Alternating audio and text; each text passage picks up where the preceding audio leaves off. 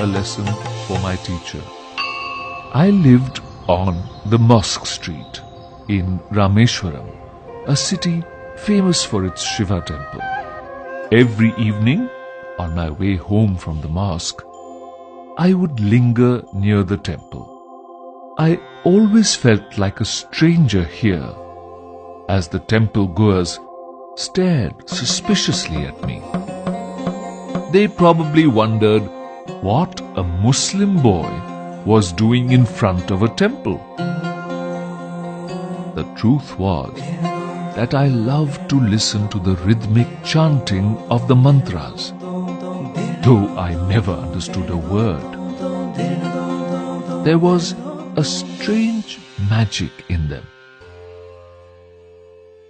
Of course, something else led me there. My best friend, Ramanath Shastri, was the son of the head priest. He sat beside his father at this hour, reciting hymns. Ram would steal a smiling glance at me from time to time.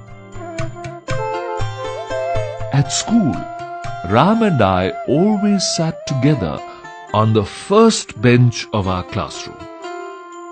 We were like brothers. However, being a Hindu priest's son, he wore a sacred thread, while my white cap marked me as a Muslim. One day, when we were in the 5th standard, a new teacher came to our class. He looked strict.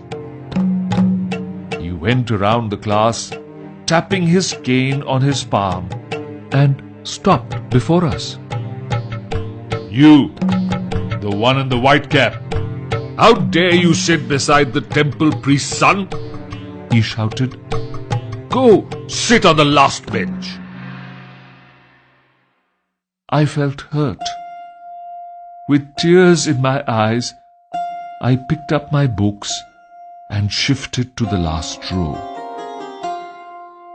Ram and I wept together silently after school. We thought we would not be allowed to be friends anymore. When I reached home that day, my father looked at me and asked, "Were you crying? What's wrong, son?" I recounted the whole incident to my father, while Ram also told his family the same story.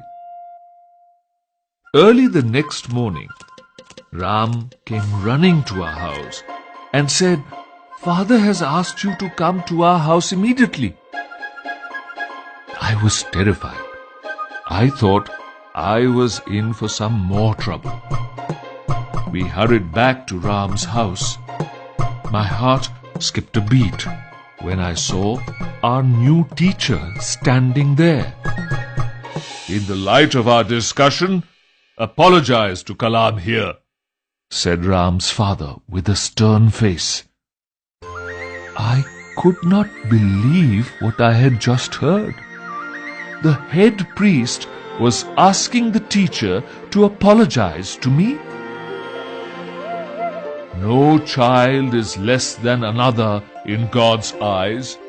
It is your duty as a teacher to help students live in harmony, in spite of the differences in their background.